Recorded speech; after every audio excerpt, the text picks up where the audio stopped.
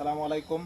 আজকে আমরা একটা নতুন ভিডিও নিয়ে হাজির হলাম। দেখতেছেন আমার হাতে কি, আমি শুধু খালি লটকনের ভিডিও ছাড়ছি অনেক, তবে রামবুটানের ভিডিও খুব কম ছাড়ছি।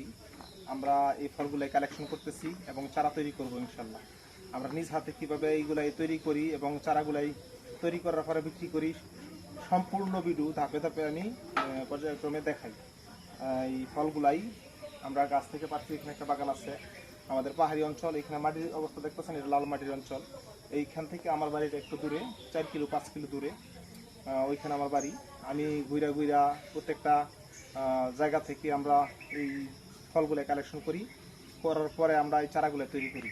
আর এই ফলগুলো আজকে পারলাম, মোটামুটি অনেক ফলই এখানে আছে।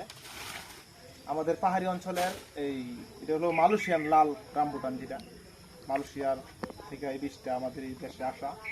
আর এই ফলগুলাই তৈরি করার পরে চারা অবশ্যই আপনাদেরকে দিব। আর এখানে কিছু মাদ্রাসার ছাত্ররা দাঁড়ায় রয়েছে ফল খাওয়ার জন্য। আমি বলছি যে ঠিক আছে, তোমাদেরকে খাওয়াবো ইনশাল্লাহ, দাঁড়াও। এরকম ফলের যদি আপনারা চারা নিতে চান তাহলে অবশ্যই যোগাযোগ করবেন ফেসবুকে এবং ইউটিউবে। আমার নাম্বার দেওয়া থাকবো। শুধু লটকন না, আমরা রামবুটানেরও আমরা চারা তৈরি করি ইনশাল্লাহ।